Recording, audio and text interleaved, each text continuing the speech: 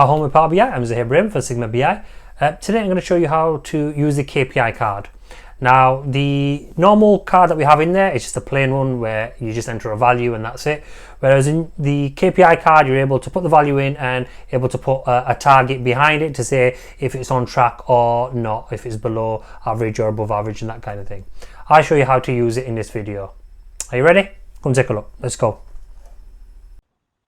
So using the Kpi card can be quite useful, and it can be a good visualization to use. I'm used to using the card visualization, which is plain and simple. It just gives me a number in there and that's it. But with the Kpi visual card, it gives you a bit of a background and a bit of a trend analysis to see if it's above or below that trend line value that we put in there. So I'll just give you a sort of just a brief. So this is, let me just give you for a normal card. So if I just put a normal card and I just put I'm going to put the variance one in. So the variance one is saying it's 6.05%, and then that is it. That's all I can do apart from taking away the title and category label and that kind of thing off. So that's all I can really do. All right. So the difference is with the Kpi actually shows you if you are on target or below target, and it gives you a nice bit of a background to tell you if it is a red or green one to say if it is or not. Okay, so I've changed that to the Kpi. So what I now need to do is it's going to be the trend axis. Now this is usually sort of a time format, so anything in terms of the date. So in here we're going to put the month. Okay, so that gives us 6.05%, and it's looking, as you can see, it's giving us a bit of a background, and then it gives us the target goals at the end. So you can potentially just leave it like that if you like. It's just obviously you do want a bit of color and what it is against. So if we just then put go back to my fact, and then we'll put the variance plan in there. If I put the variance plan, okay, now it's telling me it's compared to the variance plan, it is above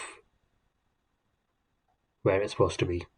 So that is in instance a Kpi card. We can also add in here, can change the color coding. So if we're saying this is good, so we're saying it's above average, it's quite it's a positive. But if we're saying no, the lower it is, the better it is. We can just change here and say high is good and say low is good. So if we change that, now it's saying it's okay, even though it's above the average, we want it to be below the average, and therefore it's in the red because we don't want it to be, we're going above it. So that's how you can use these cards to your effect. We can even take the goal off as well. Take the distance, so it's quite pretty decent to do to use and put in your report. So like I said, the more different it is and the different visualization you can put in there, it's great. You could do another instance or example of this you could use is, for example, so if you've invoiced and then you have collected payment, so you could put that one against each other. So you've invoiced for, say, for example, 500,000 and you've already collected 400,000. You could put them in there and say, right, okay, well, it's supposed to be at 500,000, but it's at 400,000. So that therefore you kind of bit of in the red. You haven't collected the amount that you invoiced for. And you can take it on there. However, based on that, you may have had invoices from the previous month coming for this month, so it might be higher. So it's a good sort of feature to use, and it's good to just sort of experiment with the data that you have and put it into a visualization such as the card. And like all the other visualizations, it is interactive as well, so you're able to filter it too. I hope that helps. I hope that I've explained a bit on how you can use the Kpi card, and I hope it's been useful for you.